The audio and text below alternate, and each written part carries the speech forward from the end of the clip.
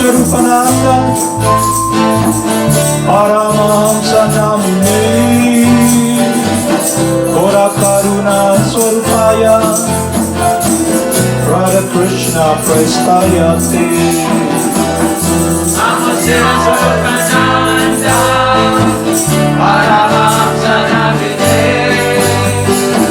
Kora Karuna Swarupaya Radha Krishna Prestayate Shri Krishna Chaitanya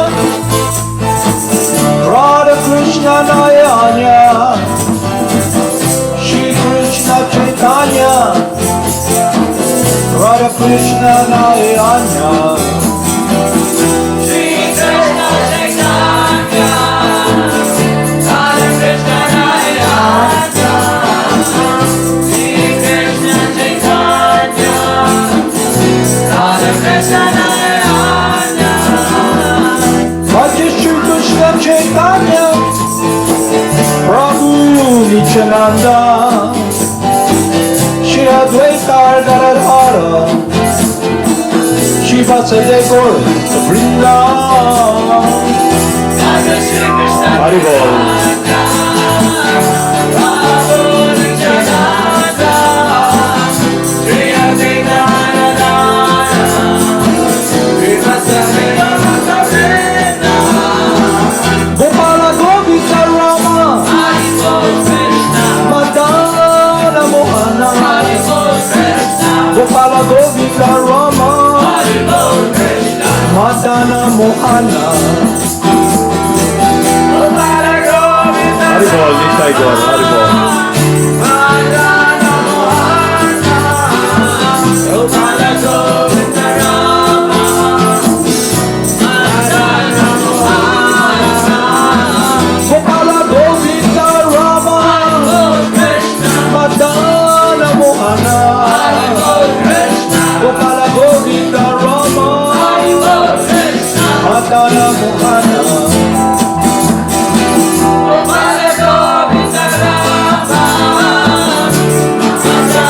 Mohana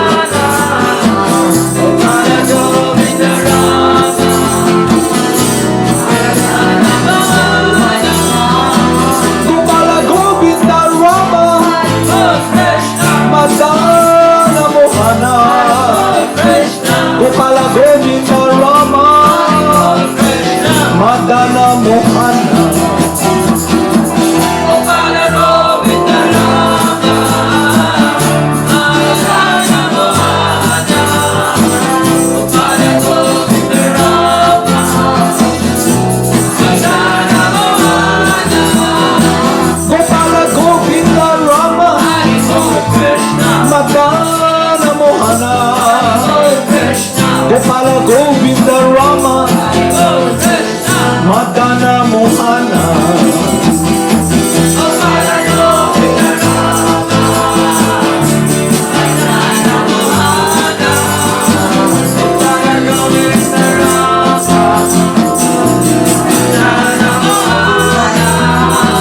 Gopala Govinda Rama Hari Bol Krishna Madana Mohana Krishna Gopala Govinda Rama Hari Bol Krishna Madana Mohana Gopala Govinda Rama Madana Mohana Gopala Govinda Rama Madana Mohana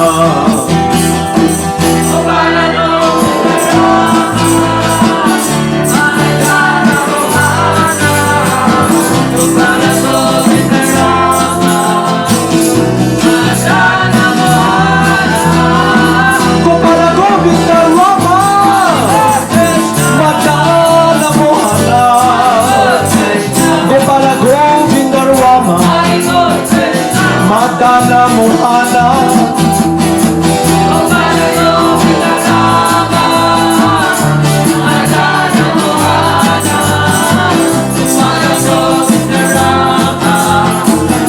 Madana Mohana Gopala Govinda Rama Madana Mohana Gopala Govinda Rama Madana Mohana Jai Jai Nitai Gaur Jai Gurudev Jai Sankirtana Jai Jaya Hari Gaur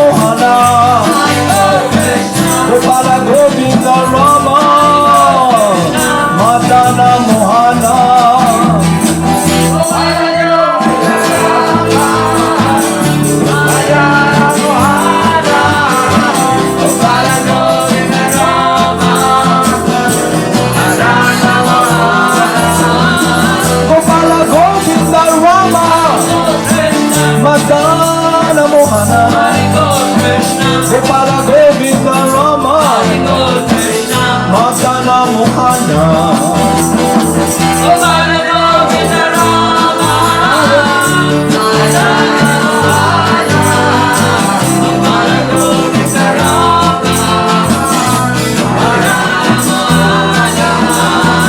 Jaya Jaya Gurudev, Jaya Jaya Gauranga, Jaya Jaya Gurudev, Jaya Jaya Gauranga.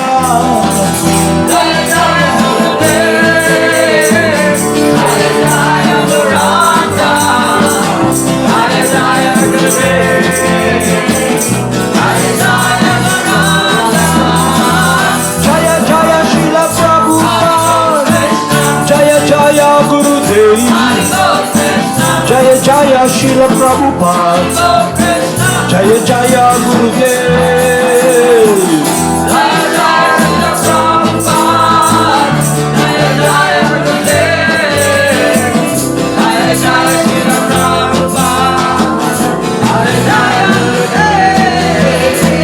Jaya Jaya Srila Swarup Ananda Paramahamsa, Jaya Jaya Srila Swarup Ananda Paramahamsa.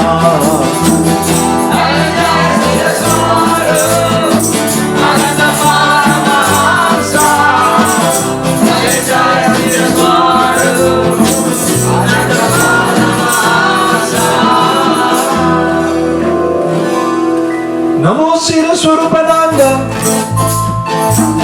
Paramahamsa Namine Gora Karuna Swarupaya Radha Krishna Prastayate.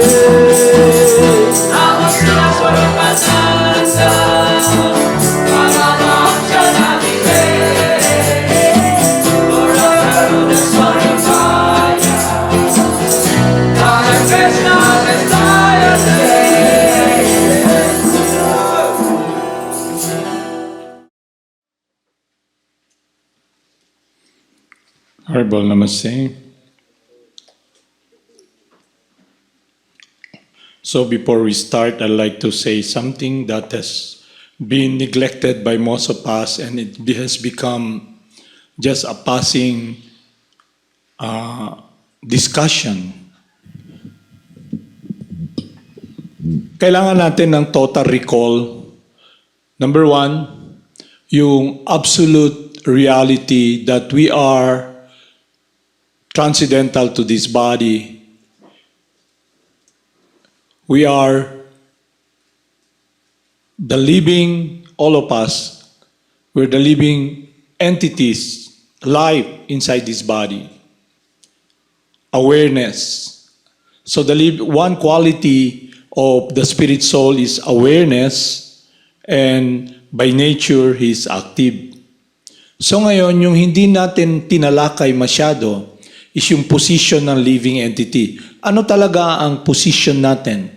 So, nakakaligtaan natin na our eternal position is that we are eternally dominated loving servant of God. So ngayon, naririnig lang natin yon, pero hindi natin masyadong binibigyan ng emphasis. Kasi pag na-realize natin yung eternal position natin, then from there, meron na tayong pundasyon paano tayo makaka-experience ng connection with the Supreme Person in loving devotion. Kung titignan nyo, lahat tayo na nandito, dominated tayo. We're dominated by material laws, the law of gravity, the laws of time, and you can see that we are not in control. There's someone who's always dominating us and who decides kung ano mangyayari sa atin, sa mundo na to, according sa mga ginawa natin na activities. Kaya lahat yan, makikita natin na mas anong gawin natin, hindi tayo ang, kumbaga sa Bisaya, labaw.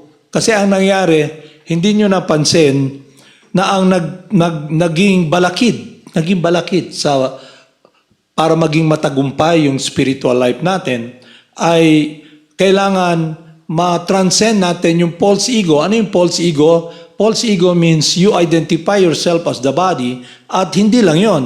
Ikaw yung dominator. Ikaw yung, akala mo, ikaw yung doer, ikaw yung magdi-decide at kung anong gusto mo, yun lang ang magiging punto ng buhay mo. So, dito natin makikita kung paano tayo hindi makakawala sa mundo ng suffering na to kasi we will always be influenced by this contamination of material nature which is envy. Ano yung envy? Suya, di ba sa Bisaya? We want to be number one, to dominate. Kaya nangyayari, makikita nyo sa lahat ng decision making nyo sa buhay, kung hindi tayo in harmony o hindi kaaya-aya yung decision natin, yung ginagawa natin with our eternal, transcendental nature as eternally the loving servant of God, then you face a lot of problems. Kasi ito yung mangyayari. A person who is not disturbed by the incessant flow of desires that enters like rivers into the ocean, which is ever being filled but is always still, can alone achieve peace, and not the man who strives to satisfy such desires. So when we are so much in this condition, false ego, yung material desires natin ang nagiging prime motivation or driving force para mag-make tayo ng decision para gumawa tayo ng anumang bagay. Kasi it is all about our lordship. Okay. So ngayon, paano nangyayari yon? Kasi nga, yung material desires, ang dami nun. It's all about trying to control material nature, living entities na nasa katawan. It's all about following yung mind natin, which is dictated and influenced by the modes. Ang nangyayari nun, yung mode of passion. So gusto mong maging Lord. Kaya pag punta ka sa isang, halimbawa, training program or convention program wherein nabigyan ka ng kaalaman kung sino ka, doon mo makikita kung gaano ka kalayo dahil yung individual na hindi siya or na-condition dati sa material world of trying to dominate material nature, in different forms, either yun in the body of a man, a body of a woman, you try to dominate material nature. It's all about kung ano gusto mong kunin. Yun ang conditioning natin. Kaya yung person who is so much covered by materialism and this disease of materialism and false ego, he's always angry. Frustrated siya parate. Kaya lahat ng desisyon niya, it's all about a disconnection with his true transcendental nature as eternally the loving servant of God. Kaya pag napunta siya sa isang program kagaya nito sa kaalaman na tinuturo sa inyo ngayon, that we must cultivate our relationship with God through the practice of devotional service. Ibig sabihin ng devotion, pag-ibig, puso nyo, buhay nyo, devotion, at dapat nating malaman na ang nagpapawalay o nahihiwalay tayo sa pag-ibig at debosyon na alay sa Supreme Person ay yung lordship mentality natin, yung false ego. Dahil we will be forced by the desires in our mind. Kaya nga ang first realization na dapat natin makamtan o ma-achieve is yung realization of our true transcendental nature. Kaya pag na-realize mo yung transcendental nature mo as awareness, living, different from matter, what will happen is this. Makikita mo na yung ginagawa mo pala ay hindi magtatagumpay dahil hindi ka naman all-powerful. Pero bago mo makamtan yung realization na yon, ang pinakamadaling proseso ay ang pagsambit ng pangalan ng Supreme Person, the Supreme Purifier that will purify your heart. So the more you engage in the practice of Sankirtan, the chanting the holy names, what will happen? You will be able to see and understand who you are. At magkakaroon ka ngayon ng spiritual realization, understanding na kaya pala ako nahihirapan kasi hindi ako, yung ginagawa ko, hindi kaaya-aya sa transcendental nature ko as eternally the loving servant of God. Kasi nga, sinusunod mo yung material desires which is about dominating material nature. Kasi yung material desire, it has a promise, yung desires na nasa mind natin matter din eh. Subtle lang. Okay. Ikaw yung nakakakita, yung mind kasi, ang experience mo doon, yung thinking, yung feeling, yung willing. Eh kung nag-identify ka as the body at yung sinusunod mo yung mind mo, ibig sabihin nun, hindi ka in harmony with what you're longing for, fulfillment and satisfaction, kasi you're in the wrong direction. Kaya nga, pag mapunta ka sa training program, there is resistance. Kasi nga sa conditioning at sa contamination natin, to be very frank and very direct, we're envious of God. We want to imitate God. And in the process, we fail. Hindi ka magsasucceed. Kasi nasa wrong dimension ka eh. Hindi ka in harmony with your true transcendental nature as eternally the loving servant of God. You will always be dependent upon someone. Now, kung yung consciousness natin is about lordship, about dominating material nature, we will be dependent upon trying to fulfill yung happiness na yun through following the dictates of our mind and the senses. Kaya ang nangyayari, pag nandyan na yung dapat mong makamtan, wala kang gana kasi nga sobra kang na-contaminate ng influence ng mode of passion to be sensuous enjoyer at gusto mong makamtan. You want to enjoy yung happiness through the senses. Ay the senses, sense of seeing, sense of touching, sense of eating, sense of feeling, lahat yan gusto mo ma-enjoy. Kaya nagtataka ka, bakit parang nangyari sa'yo, alam nyo yung lagi din i-describe na yung ibon na sa hawla at hindi siya binibigyan ng pagkain, nandun hanggang mamatay. So nangyari nun, pag nalagay ka sa sitwasyon, talagang hindi mo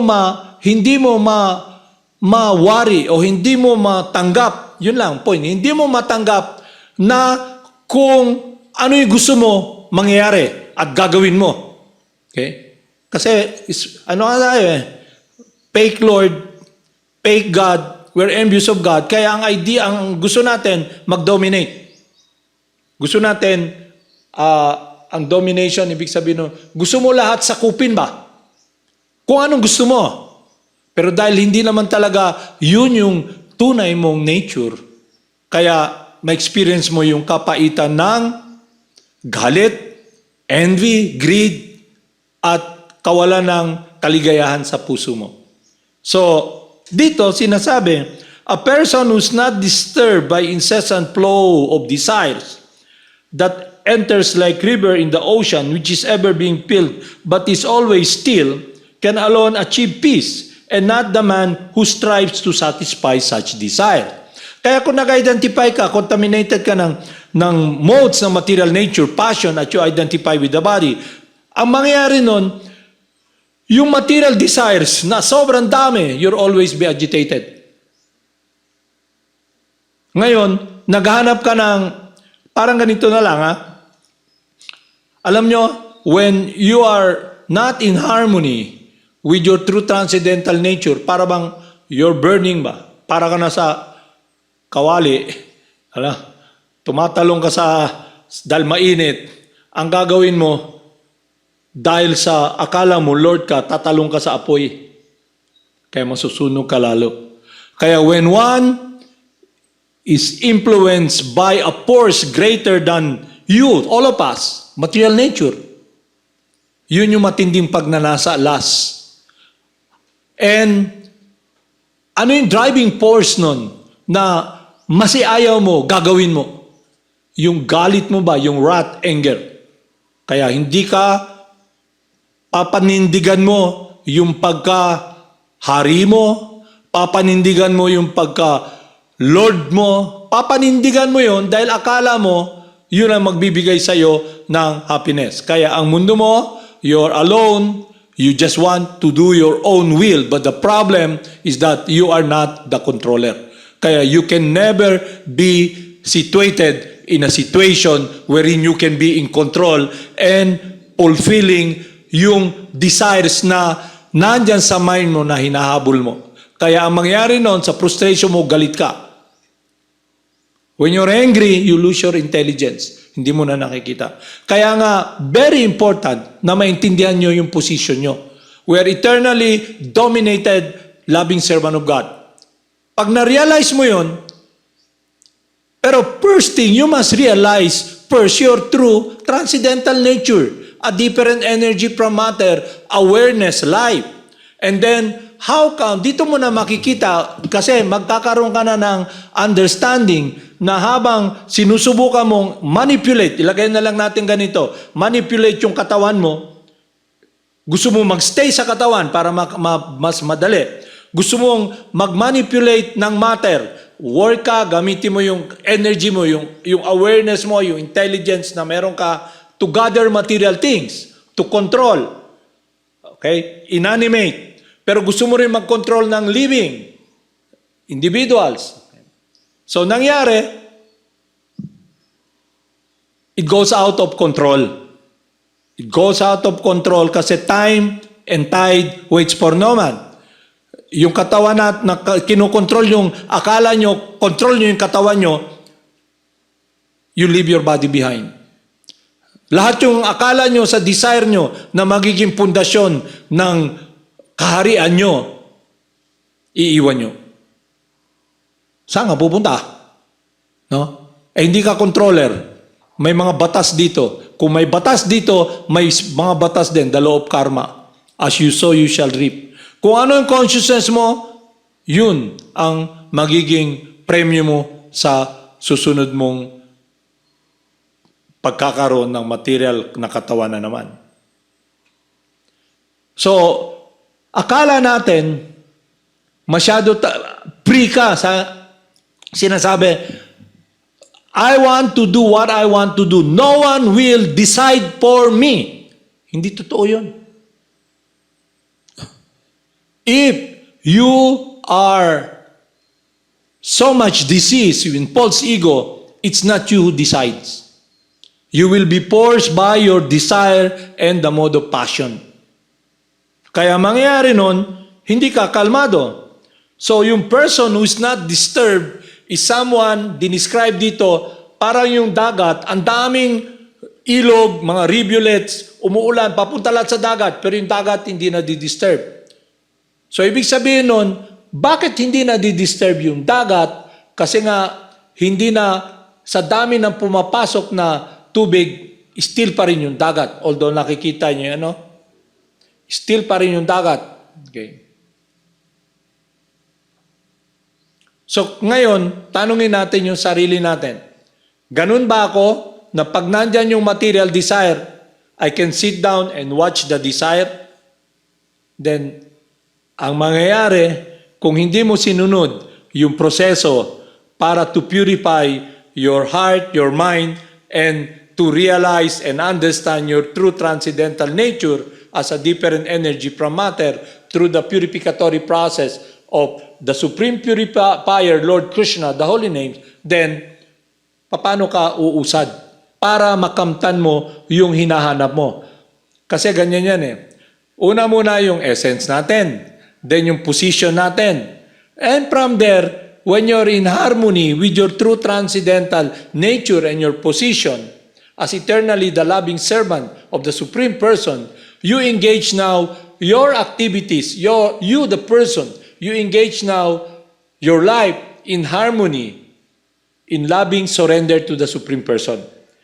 When you don't understand and you are not really seeing your true transcendental position, akala mo ikaw yung nagko-control. But ang nangyayari, you are a servant of your senses, your mind, and material nature. Kaya hindi ka konektado sa source ng buhay. You're connected, hindi connected, you're covered by dead matter. Yun ang mundo mo. Palalim ng palalim ka, parang kumunoy ba? Alam mo yung kumunoy? Palalim ka ng palalim ng palalim. Kaya nalagay ka sa sitwasyon na, halimbawa, kung disease ka, mapunta ka sa isang lugar. For example, para mas madali nyo maintindihan. Halimbawa, mayroon palang tumor sa tiyan mo ba? Sa bituka mo. Nahirapan kang magbawas. Yung katawan mo infected dahil yung bacteria nandyan, di lumalabas. So ngayon, pumunta ka sa doktor. Sabi, operahan natin yan. Okay. Operahan natin.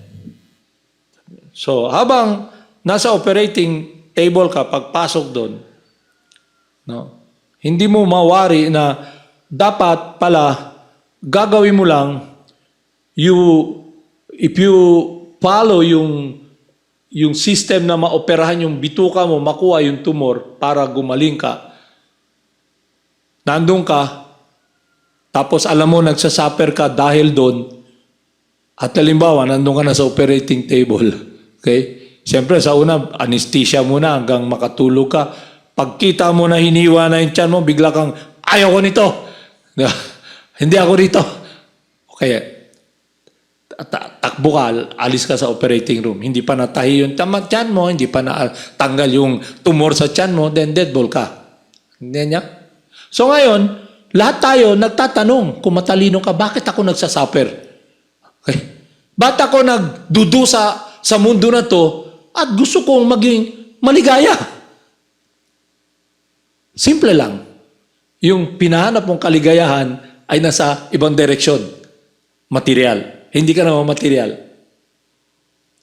At hinahanap mong kaligayahan sa puso mo ay koneksyon sa debosyon ng pag-ibig mo sa Diyos. So, paano ka magsatagumpay kung hindi mo naintindihan yon? So, step by step, makikita mo ba? Para bang pag gumawa ka, palimbawa, may train, hindi naman yung train tatakbo ka agad, di ba? Kailangan muna ng railway. Gagawa ka ng relays para ilagay yung train tumakbo. So, para maintindihan mo yung position mo, first of all, kailangan ma-realize mo muna yung first realization. You're not the body. Then definitely, hindi mo na alam mo, na-realize mo hindi ka yung katawan, yung material desires nandyan. Lagi nandyan yan eh. Parang sinasabi rito, parang rivers na pumapasok sa ocean. Pero yung person who is self-realized, he's not disturbed by material desire. Nakikita lang niya ba? Lahat na nakita niya, dati nung bata ako, nasa perya ako, kumakain ako ng lollipop, sumakay ako sa Chubibo. Alam yung Chubibo? Pagkatapos, dala-dala ko ng mama ko, bumili na naman kami ng cotton candy. Ngayon, nandun ka, nakaupo, malungkot ka, inisip mo, saan ba may perya rito? Pero, ang nagbigay sa'yo ng, para pag nag-watch kayo na sa YouTube o sa FB, biglang lalabas, di ba? May advertisement. Tapos, 1, 2, 3, 4, 5, then skip. Pero kung hindi ka interesado sa mga binibigay doon, hindi.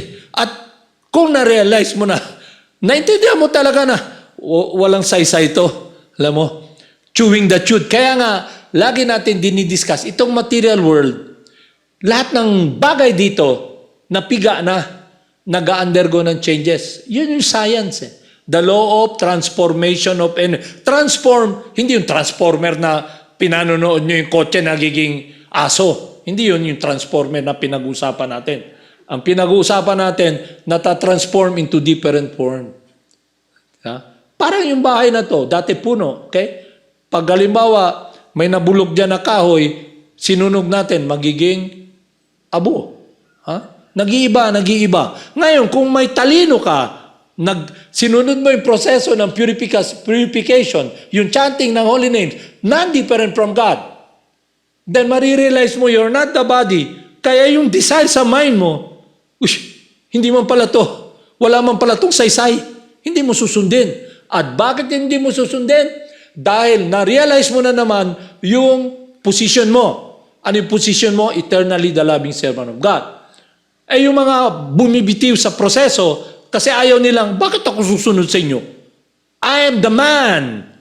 You got a long way, babe. Pwede ka na magsagarilyo, uminom. Okay? You do your own thing. Hindi totoo yun.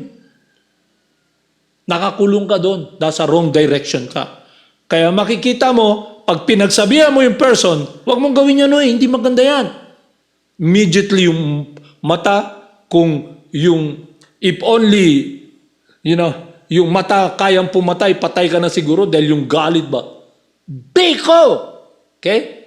Di ko mo tuo. Yan ang experience. Mo? Ngayon, sa attitude na yun, sa conscious na yun, nasa impyerno ka na eh. Hindi ka na kailangan pumunta, masunog. Sunog ka na. Wala kang happiness. You're dead. Hindi niya. Akala nyo kasi laro lang yung para makasurvive spiritually, mapalapit kay Krishna. It's not an easy job. Kasi ang tagal mo nang nagpe-play Lord. Ikaw yung master. Kaya makikita nyo ganito. Pakita ko sa inyo. Hindi nyo napapansin. Halimbawa, extended Paul Sigo. Okay? Halimbawa, nanay, tatay, ay anak ko. Okay? Yung anak mo rin, Lord din yun eh. Lord ka rin. Ha? Isip mo, anak ko.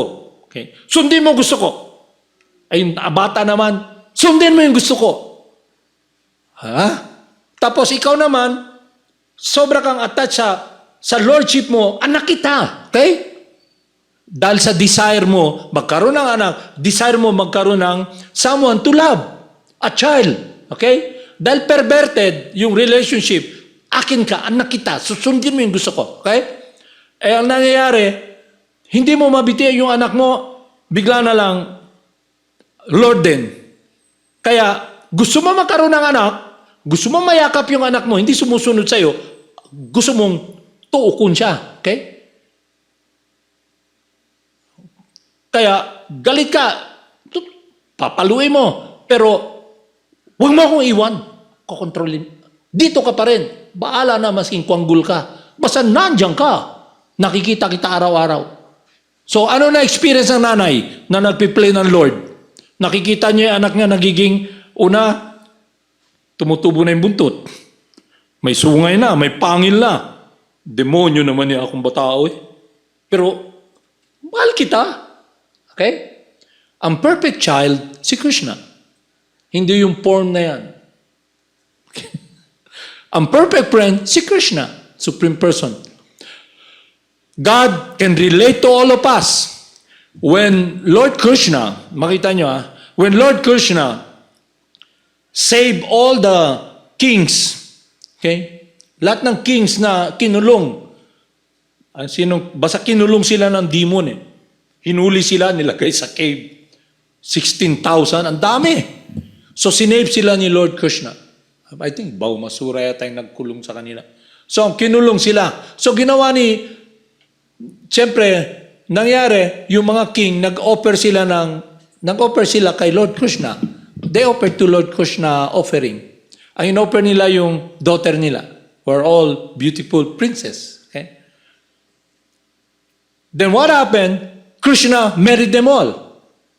Isip mo, paano niya mamimary 16,000 princesses? Okay? God has inconceivable potency. So what happened was, He expanded Himself into 16,000 forms. Okay. So nangyari, si Narada Muni, he visited Lord Krishna. Eh, ang daming palace, 16,000 palaces. Bawat queen niya may palace. Okay. Pagpasok ni Lord Krishna, ni Narada Muni sa isang place, nandun si Lord Krishna, kausap niya yung mga anak niya, kausap niya yung wife niya, tapos punta na naman siya sa isang place, na isang kaharian, nandun din si Krishna.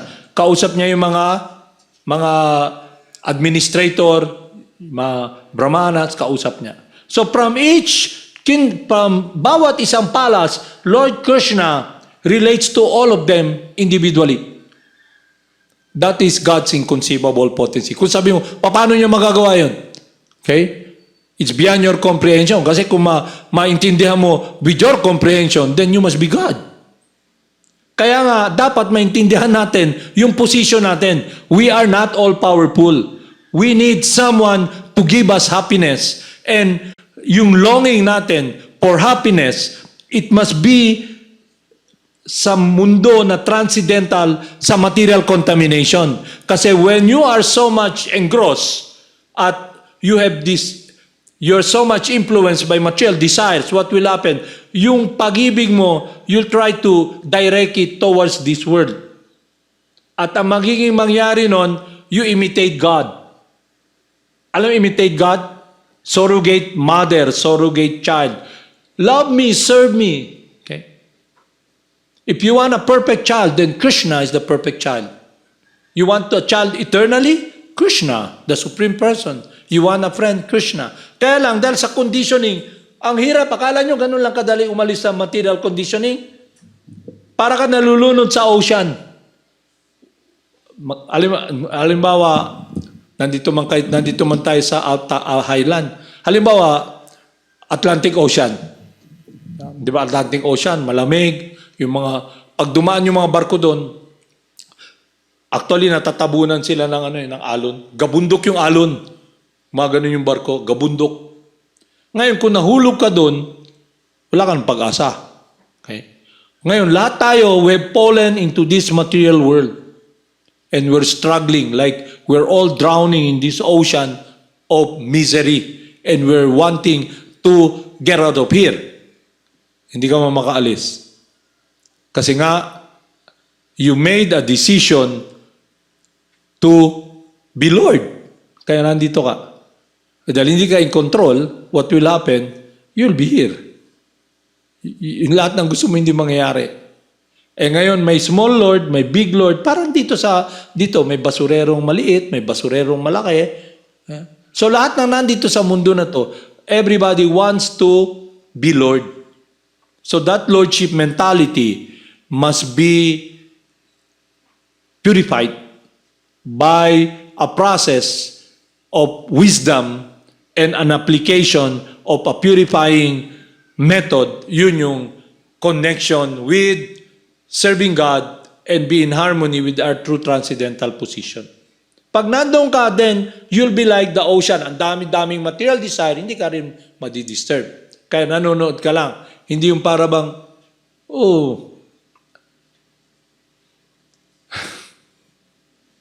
yun yung dapat natin ma-achieve. Tapos, bago tayo dumating sa punto ng our true activities should be rendering service to God. Paano ka magiging masaya kung magiging kakaroon ng fulfillment kung yung living entity ang nangyari, naging slave ka ng senses mo. So, ang service mo ay slavery through following the dictates of the mind and search, longing for happiness in the wrong direction. Yun ang problema. So makita nyo yung problema, hindi pala ang problema liliw. Kasi pwede kang lumipat, pwede kang pumunta sa heavenly planet. Halimbawa, kasi rito sa Philippines may mga heavenly place din eh. May mga hellish place din. Okay? Pwedeng umikot ka rito sa mundo, masisaan ka pumunta hanggat hindi mo natumbok yung problema, hindi mo nasolbar, para ka lang trumpo, paikot-ikot. Wala kang. Bakit? Kasi nga, yung mind natin, hindi nakasurrender kay Lord Krishna. So pag na-realize mo ngayon, you're not the body, na-realize mo your spirit, soul, and your position is that you're eternally the loving servant of God, then you begin to understand, wala ka lang palang pag-aari rito.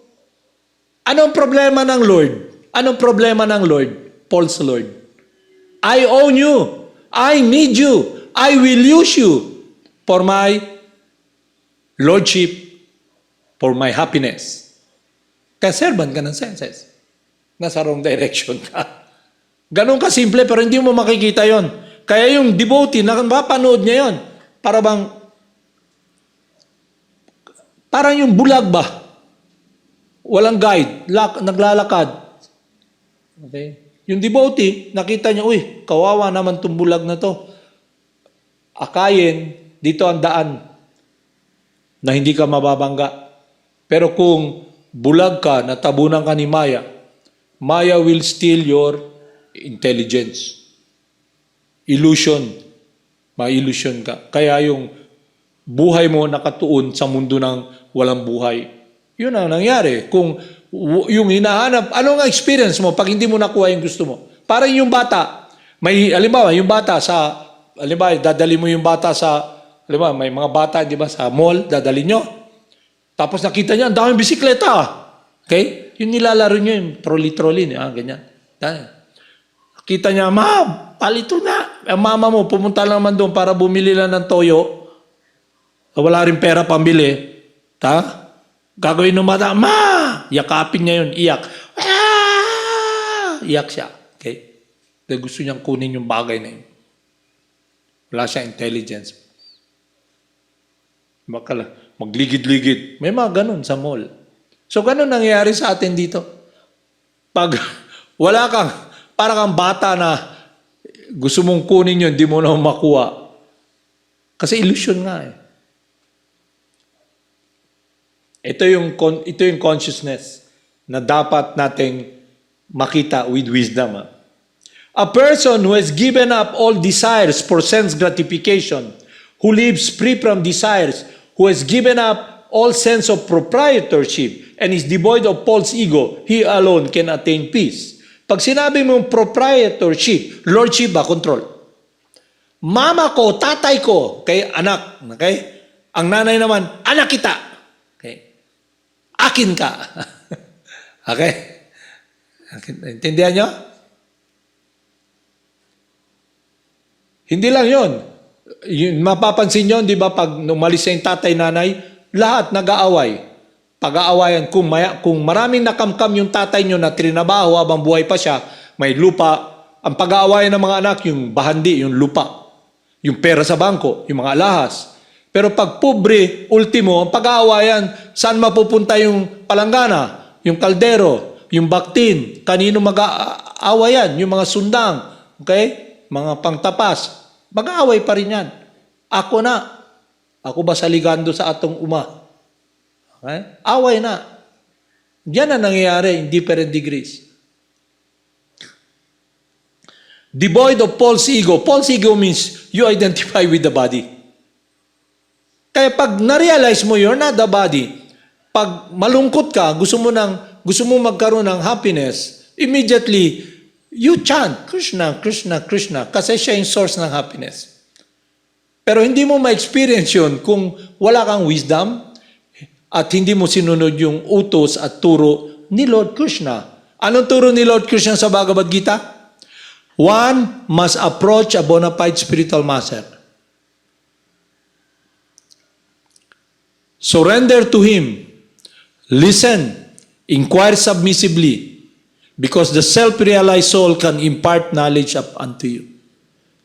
So, paano ka makakakinig kung hindi ka napupurify from material desires?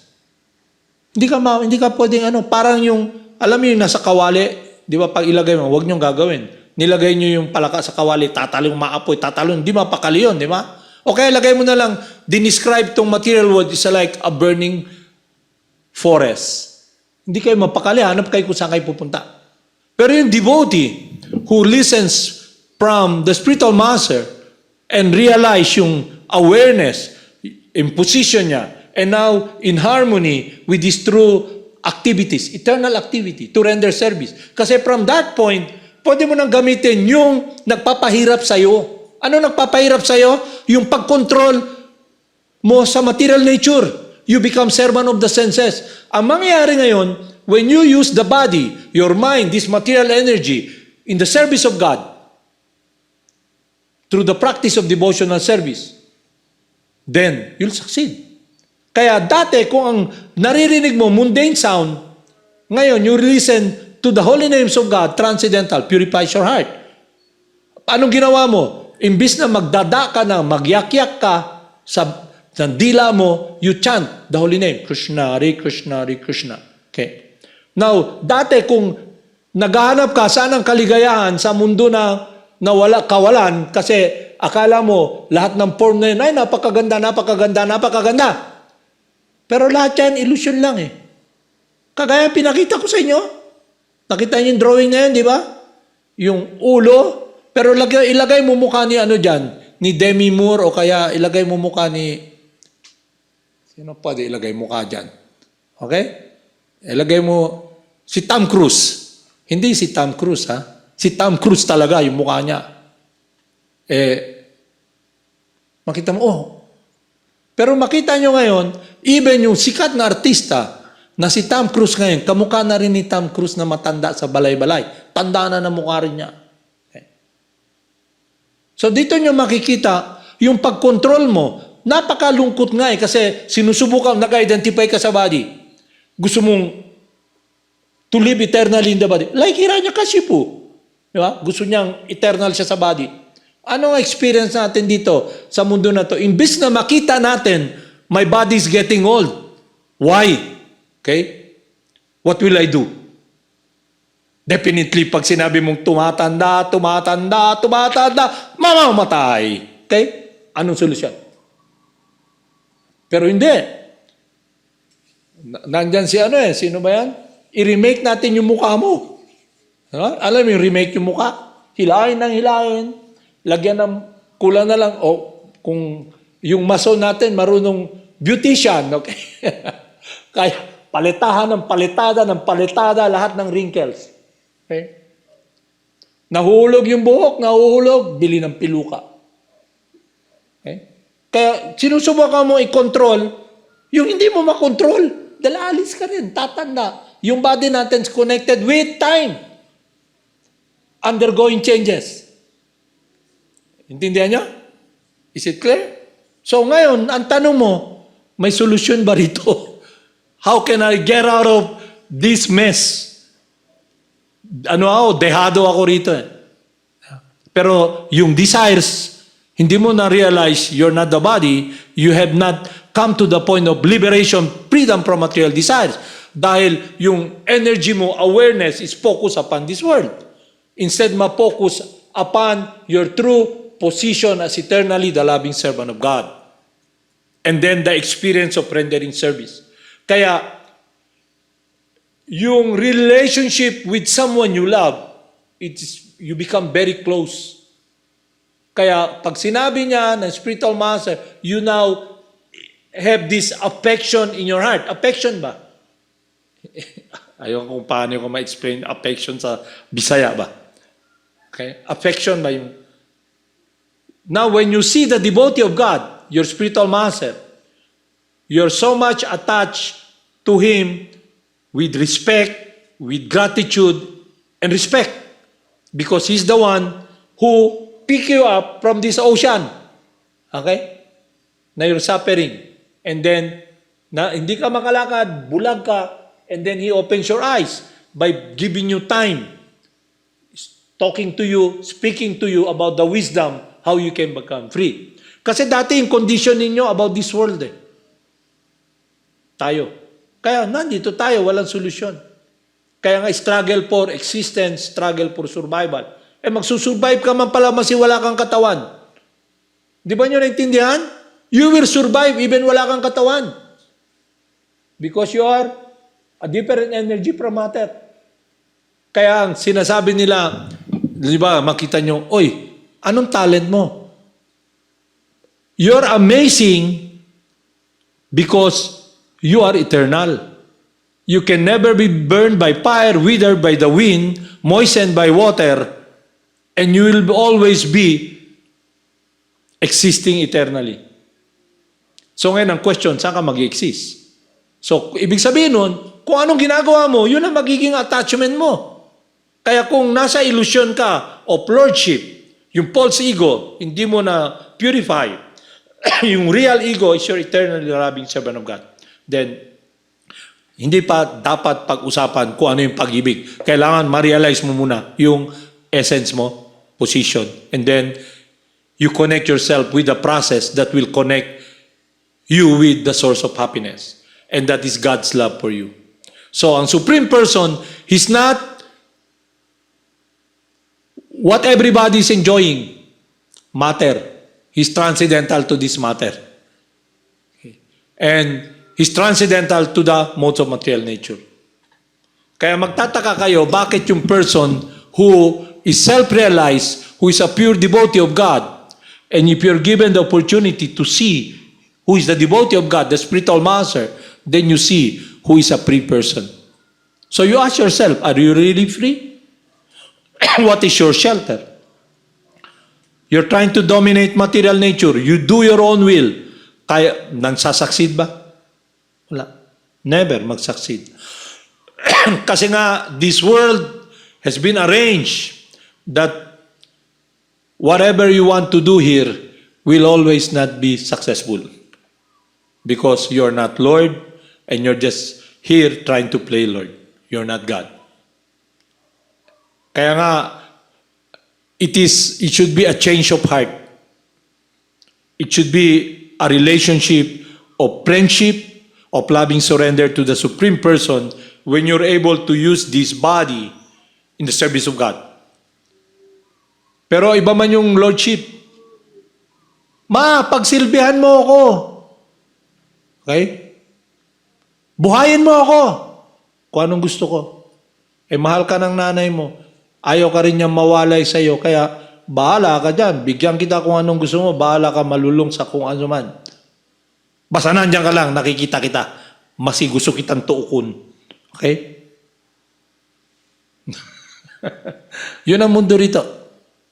So it's clear sa inyo, a person who has given up all desires for sense gratification, who lives free from desire, who has given up all sense proprietorship, and is devoid of false ego, he alone can attain peace. Ba't ka makakaroon ng peace?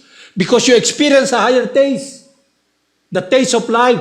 And what is that all about? Relationship with your eternal friend, Krishna, who is the source of pleasure, Govinda, the supreme protector. Kaya you experience a higher taste. Kaya it protects you from being the servant of your senses and material desire.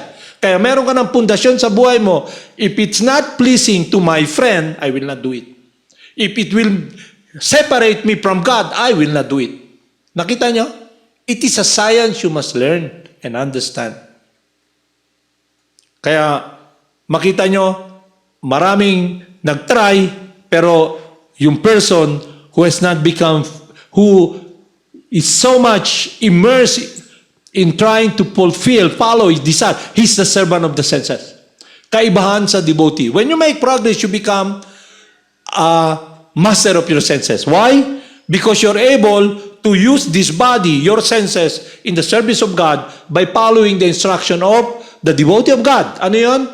Practice of devotional service. Hearing, chanting, remembering, offering prayers. You use this body now na sinusubukan mong pigain dati na hindi naman pala ikaw, hindi ikaw ang katawan. Ano ang experience mo ngayon? Ano ang naging medium? Nasa katawan ka man. Everything here belongs to God. So what you do now, you give back to God what belongs to Him. But now it's with devotion. You offer your life. Everything that is in your possession, it becomes transcendental. The food you eat, the sound you hear, the thoughts you have, it's all about closeness and remembering the pleasure, the pastimes of God, which you have heard from disciplic succession, coming from our Gurudev, coming from God. Yung mundo mo dati, ascending method. Ginagamit mo yung utak mo. Hindi naman ikaw yung mind, hindi rin ikaw yung utak. At yung desire, hindi rin eternal. Ngayon, may desire kang, kagaya na sinabi ng isang lecture, di ba? You desire to have a child. Pagtagal, gusto mo namang may desire, ayaw mo. You desire to kill the child. You want to love yung bata, yung akala mo, bata, habang tumatagal, tumatanda. Dahil hindi mo siya yung katawan. Is it clear sa inyo? So, what made you think na kung susundin nyo yung sarili nyong decision, tumingin kayo sa paligid, may nagtagumpay ba? Nagtagumpay ba? Wala. So, ibig sabihin nun, failure yung buhay nyo. So, if you are not able to appreciate this wisdom, then you'll be lost in this ocean of misery. Okay? So, kaya nga, ang difference natin, the devotee, he comes by choice. Kayo nandito, tayo lahat, we come by force. We are forced by material nature and be enslaved by material nature because we want to dominate material nature. And what happened is we become dominated. We become slave of the senses, Maya. Maging puppet tayo ni Maya. So, may choice ka to be the puppet of Lord Krishna or the puppet of Maya. So, yun ang choice nyo. Wala na iba. Kasi yun ang position talaga natin eh. We're eternally the dominated, loving servant of God. So we must become free from this false ego through that process that's given to us. Horrible. So you check yourself if you're making progress. Okay? So next Monday, we'll discuss again why we are in this state. Okay? Para makita nyo ba? Para pag lahat ng gagawin nyo, hindi lang yung sa akong una-una, ana, siguro na. Mangutana ka na naman. Parang yung bulag ba? Alam niyo yung palaka? Nasa well? Hindi nila alam kung ano nasa labas. 4 sila nandun. Bulag silang palaka ba? Sa akong huna-huna, kinisiguro ang problema nato masorbal. Sulti sa isa, dili. Ang problema, masorbar tungkol sa akong huna-huna, sa akong plano. Isa na naman. So lahat yung palaka na nandun nakakulong, hindi niya alam, darating ang panahon, tumatakbo, tumatanda na silang palaka, mamamatay silang palaka. So, nasa inyo. Okay? May kasabihan, binibiro ko lang kayo eh. Buntot nyo, hila nyo. Okay? Kaya kung nandiyan ka sa forest of fire o kaya nasa kawali ka, sinasabi sa'yo, hawakan mo kamay ko. Hawakan mo kamay ko, alisin kita dyan. Insi mo, dili ko ay. Dili lang kung mag-dance. Kaya anong kanta nila? She's burning, okay? That girl is on fire, okay? Talon sa apoy.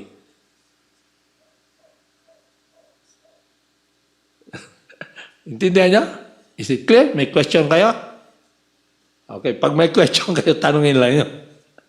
Okay, Harbol naman sa'yo.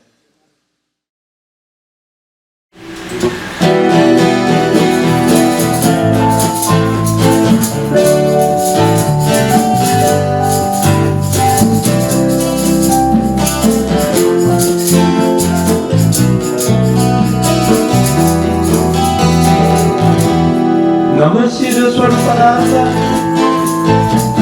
Paramamsa Namine Gora Karuna Swarpaya Radha Krishna Vasayate